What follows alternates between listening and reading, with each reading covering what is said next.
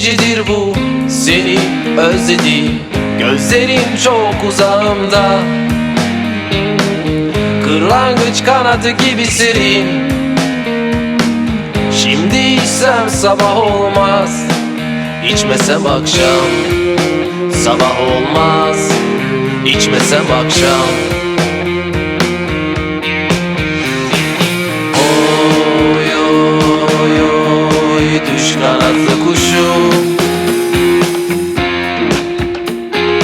vay vay vay beni nerede unutmuşum. Oy oy oy düş kanatlı kuşum,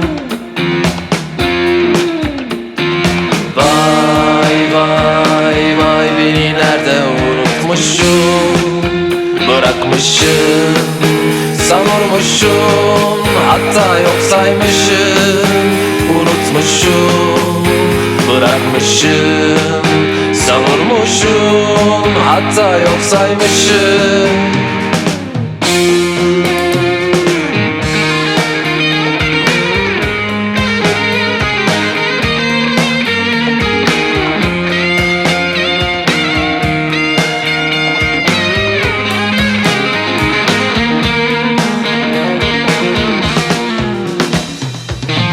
Uzun zaman oldu unutmadım seni.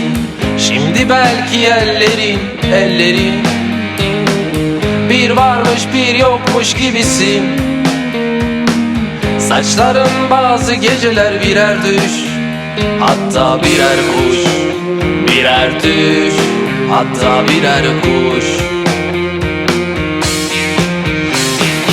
Oy oy oy düş kanatlı kuşum,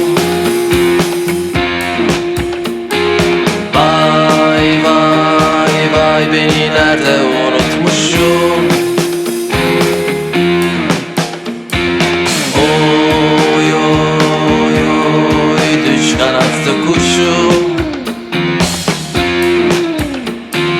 vay vay vay beni nerede unutmuşum. Bırakmışım, savurmuşum, hatta yok saymışım.